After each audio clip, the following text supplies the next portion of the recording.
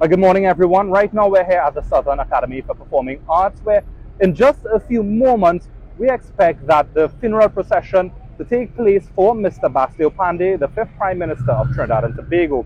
Now, as we know, he would have died on January 1st while receiving treatment in the United States. Now, right now, what we are seeing, if my camera person would just pan to the left here, what we're seeing is a lot of the military personnel arriving ahead of the procession, and we are seeing police as well as Coast Guard Regiment and other officers gathering by the street so that procession can take place.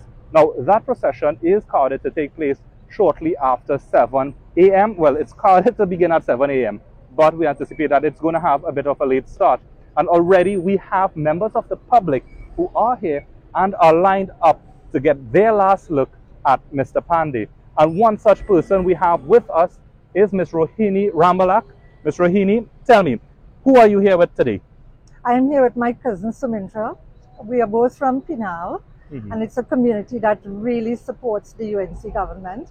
But I'm not here for political reasons. I have worked with the Ministry of Education here in Trinidad and Tobago, in the Republic of Trinidad and Tobago, and have worked with the Ministry of Education abroad. It really fills my heart to actually be here in person to attend the state funeral. I have looked at Prince Philip and the Queen's funerals, glued to my phone and BBC, just to feel that experience, just to have that experience of, sending off someone. And here I'm just so pleased to be in this spot to observe a state funeral.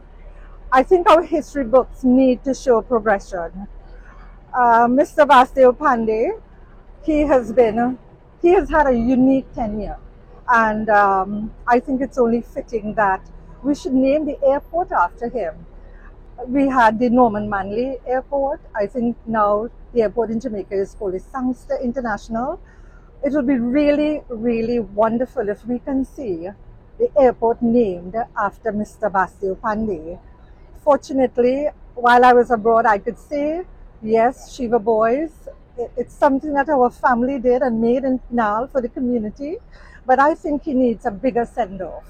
And so in this moment, our history books need to move on. We've come from a far-off land. We've found a new space here in the Caribbean.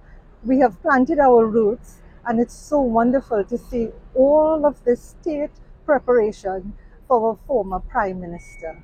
Okay, thank you very much, Ms. Rohini. Thank you. All right, so now obviously she was referring there with the Shiva Boys comment to the fact that Mr. Vijay Maharaj, the Secretary General of the SDMS, the Sanatan Dharma Mahasabha, last week would have proposed that the Shiva Boys Hindu College in Pinal be renamed the Bastille Pandey Shiva Boys Hindu College. Now, on the point of the airport, it has been something that almost immediately since Mr. Bastille Pandey would have passed away, that many people would have been calling for. However, last week, Michaela Pandey, his daughter and spokesperson for the family, has said that she did not think her father would want that. In fact, she said she thinks he would much rather to see constitutional reform. Now, as the day progresses, the funeral is carded to begin at 9 a.m. over here at Sapa before it moves over to Mosquito Creek or the Shore of Peace for his cremation. And we expect to see a number of dignitaries attending, from local politicians and big names to even regional, as CARICOM ambassadors are also scheduled to be here and be present. Now, we have a look at the program for the events here at Sapa, and just some of the names that we are seeing on it.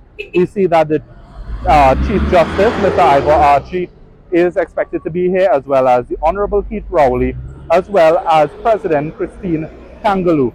Now, we also have a recital that will be done by Adriana Achaiba, and tribute to be paid to Mr. Pandey by his brother Subhash Pandey, John Humphrey, who was a colleague and a dear friend, Eva Cameron, who is his granddaughter, Mr. Daniel Tarlow, who is a son-in-law, and Her Excellency, Miss Christine Kangaloo, will also be paying tribute.